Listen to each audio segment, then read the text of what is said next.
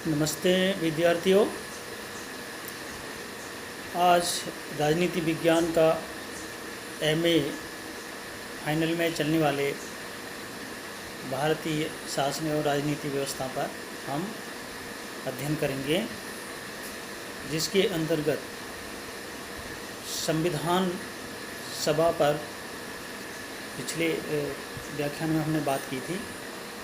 अब हम संविधान जो बन करके हमारा भारतीय संविधान जो बन करके तैयार हुआ था और उसमें विभिन्न जो संविधान हैं, दुनिया के जितने विभिन्न संविधान हैं, उनसे उनका अध्ययन करने के बाद और उनसे जो हमें अच्छी जो भारतीय परिस्थितियों के अनुकूल जो बातें अच्छी लगी, उन सब चीज़ों को इसमें सम्मिलित करने का प्रयास किया गया था। काफ़ी विचार विमर्श, तर्क वितर्क होने के बाद हमने जिन जिन चीज़ों को भारतीय संविधान के अंतर्गत चुना है और कहाँ कहाँ से लिए हैं, उनके स्रोत क्या हैं, इन सब पर हम बात करेंगे। तो बेसिकली क्योंकि भारत में जो अंग्रेज़ों का शासन था और अंग्रेज़ों के शासन होने की वजह से उस समय जब संविधान निर्मित हो रहा था, उन्हीं ब्रिटिश गवर्नमेंट के जो नियम थे, उन्हीं से उस समय तक हमारा भारत गवर्निंग हो रहा था। तो ये स्वाभाविक था कि ब्रिटेन के संविधान का प्रभाव भारतीय संविधान पर पड़ना निश्चित था। तो इस पर हम जैसे चर्चा करें कि भारतीय संविधान के अंतर्गत किन किन बातों को लिया गया है, किन किन प्रावधानों को लिया गया है और किस संविधान से लिया है, उस पर हम प्रकाश डालते हैं। तो सबसे पहले तो जो बात आती है वो ये कि 1935 का जो एक्ट था, भारतीय शासन एक्ट 1935, उसमें से बहुत बड़े हिस्से को हमने एज इट इज़ हमारे संविधान में स्वीकार कर लिया है और उसमें लगभग 250 जो आर्टिकल हैं उनको हमने 1935 के एक्ट से ही लिया है, जिनको थोड़ा बहुत चेंज करके या एज इट इज़ हमने उसमें हमारे संविधान में सम्मिलित कर लिया है। जिसमें से प्रमुख जैसे संघीय तंत्र, राज्यपाल का कार्यालय, न्यायपालिका की व्यवस्था, लोकसभा आयोग और एकीकृत संस्थागत ढांचा आदि, प्रशासनिक विवरण, ये सब चीज़ें हमने 1935 के एक्ट से लिए हैं और जिनके आर्टिकल जो हैं टोटल वो 250 के आसपास हैं। इतने आर्टिकल को हमने ऐसे ही इसमें स्वीकार कर लिया है।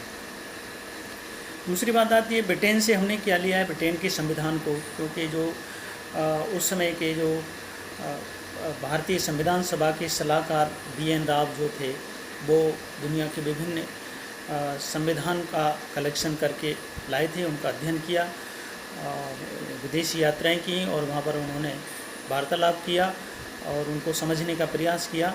उन सब का कलेक्शन करते हुए और संविधान सभा को वो सलाह देते रहे और प्रथम जो ड्राफ्ट बनाया था, एक मोटा मोटा ड्राफ्ट बनाया, वो भी BN राव ने बनाया था और जिसको कि उन्होंने प्रारूप समिति के लिए दिया था।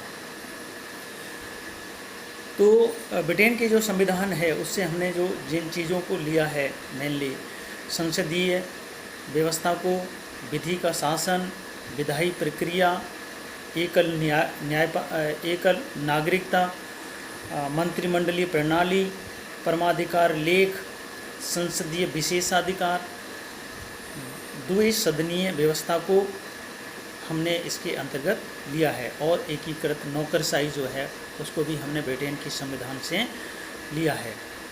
और ब्रिटेन की जो शासन भारत में था, उनके विभिन्न जो एक्ट थे 1909, 1919, 1935 और इससे पहले भी जो निकले, उनमें से जो भी चीज़ हमें अच्छी लगी हमारे भारतीय परिस्थितियों के अनुकूल, भारत के अनुकूल, उनको भी हमने इसमें सम्मिलित किया है भारतीय संविधान के अंतर्गत।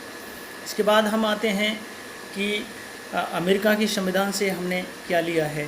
जैसे अमेरिका के संविधान से मूल अधिकार, न्यायपालिका की स्वतंत्रता, न्यायिक पुनरावलोकन, उपराष्ट्रपति का पद, राष्ट्रपति एवं न्यायाधीशों को हटाने की प्रक्रिया जिसको हम महाभियोग कहते हैं, और प्रस्तावना, भारतीय संविधान के प्रस्तावना, इन सब की प्रेरणा हमने अमेरिका के संविधान से ली है और भारतीय परिस्थितियों के अनुकूल ढाल करके उनको हमने इसमें एक्सेप्ट किया है। इसके बाद में देखते हैं आयरलैंड के संविधान से जिन चीज़ों को हमने लिया है हमारे संविधान के अंतर्गत, वो हैं नीति निर्देशक तत्व हैं, राष्ट्रपति की निर्वाचन प्रणाली है, 12 जो राज्यसभा के सदस्य मनोनीत किए जाते हैं उसकी जो प्रक्रिया है या उसकी जो व्यवस्था है उसको भी हमने इसमें स्वीकार किया है। और प्रस्तावना के अंतर्गत उनकी जो प्रस्तावना है उसमें जिस तरीके से जिस शब्द का प्रयोग किया है, हम भारत के लोग, तो हमने भारत के लोगों के द्वारा निर्मित शासन व्यवस्था को या संविधान को इसमें स्वीकार किया है। कनाडा के संविधान से हमने जिन चीज़ों को लिया है उसमें मेनली है जो फेडरल सिस्टम है, उस फेडरल सिस्टम को हमने इसके अंतर्गत लिया है, और जिसमें कहा गया है कि यूनियन ऑफ स्टेट, फेडरल शब्द का प्रयोग हमने इसमें नहीं किया है और यूनियन ऑफ स्टेट का इसके अंतर्गत किया है, जिसके अंतर्गत सशक्त केंद्र होता है और जो अपशिष्ट जो शक्तियाँ होती हैं वो केंद्र के पास में रहती हैं। और इसके अलावा राज्य के जो राज्यपाल हैं उनकी जो नियुक्ति का सिस्टम है, उसकी व्यवस्था है, उस नियुक्ति की व्यवस्था को भी हमने इससे लिया है। फिर हम देखते हैं कि उच्चतम न्यायालय की जो परामर्श देने की शक्ति है या कार्य है उसको भी हमने आयरलैंड के संविधान से लिया है। आयरलैंड ने कनाडा के संविधान से लिया है। इसके अतिरिक्त ऑस्ट्रेलिया का संविधान से जिन चीज़ों को हमने लिया है वो समवर्ती सूची, हमारे जो संविधान है उसमें 3 सूचियों की विषयों की 3 सूचियों की बात की गई है, जिसमें संघ सूची, राज्य सूची और एक समवर्ती सूची। तो ये प्रावधान, समवर्ती सूची वाला प्रावधान ऑस्ट्रेलिया के संविधान के अंतर्गत है, तो उसकी व्यवस्था को हमने ऑस्ट्रेलिया से लिया है। इसके अलावा व्यापार, वाणिज्य और उनमें कॉम्बिनेशन की जो व्यवस्था है उसको भी हमने ऑस्ट्रेलिया के संविधान से लिया है। जर्मनी का जो वाइमर जो संविधान है उससे हमने जिन चीज़ों को लिया, जो आपातकाल व्यवस्था है भारत की, उस आपातकाल व्यवस्था को हमने जर्मनी के वाइमर संविधान से लिया है। इसके अलावा मूल अधिकारों का जो निलंबन करने की जो व्यवस्था है, प्रक्रिया है, अर्थात आपातकाल के दौरान मूल अधिकार निलंबित हो जाते हैं, इसकी जो सिस्टम है वो भी वाइमर संविधान के अंतर्गत निहित है। आगे हम देखते हैं जो सोवियत संघ का जो संविधान है, जो पहले का सोवियत संघ का जो संविधान था, उस संविधान के अंतर्गत जिन व्यवस्थाएं हमें अच्छी लगी थी उन व्यवस्थाओं को हमने इसके अंतर्गत स्वीकार किया है। जैसे मूल कर्तव्य प्रस्तावना में न्याय की व्यवस्था की जिक्र, जैसे सामाजिक, आर्थिक, राजनीतिक न्याय, उनको हमने एक आदर्श मान करके इसमें स्वीकार किया है भारतीय संविधान की प्रस्तावना के अंतर्गत। फ्रांस के संविधान से हमने जिन चीज़ों को लिया है वो ये हैं, गणतंत्रात्मक जो व्यवस्था है वो हमने फ्रांस से लिए है। इसके अलावा जो प्रस्तावना है उसमें स्वतंत्रता, समानता, बंधुता की जो भावना हमने स्वीकार की है वो हमने फ्रांस के संविधान से ली है और एक आदर्श मान करके उसको स्वीकार किया है।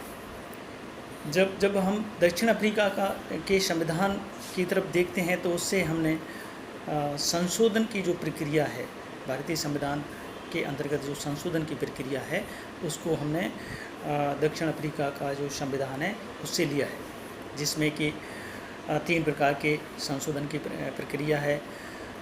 सामान्य बहुमत, 2/3 बहुमत, 2/3 बहुमत प्लस आधे राज्यों की सहमति, इसको हमने इसमें लिया है। इसके अलावा राज्यसभा सदस्यों का निर्वाचन करने की जो प्रक्रिया है, व्यवस्था है, उसको भी हमने दक्षिण अफ्रीका के संविधान से स्वीकार किया है, वहाँ से उसको लिया है। फिर हम जापान के संविधान से ली हुई चीज़ों की बात करते हैं तो जापान के संविधान में विधि द्वारा स्थापित प्रक्रिया, इसको हमने स्वीकार किया है। संसद की संप्रभुता, इसको हमने जापान से स्वीकार किया है। संसद और न्यायालय का तालमेल की जो व्यवस्था है उसको हमने इससे स्वीकार किया है जापान के संविधान से। तो इस प्रकार से हमारे संविधान के विभिन्न स्रोत, जो विभिन्न देशों के संविधान हैं, उनसे जिन जिन चीज़ों को हमने भारतीय संविधान के अंतर्गत संकलित किया है या जोड़ा है, उन पर हम प्रकाश डालते हैं, प्रकाश डाला है। और कंपटीशन की जो एग्ज़ाम होती हैं उनमें इसको अक्सर पूछ लिया जाता है। और बाकी का आगे हम बात करेंगे, चर्चा करेंगे आगे की क्लास के अंदर। धन्यवाद।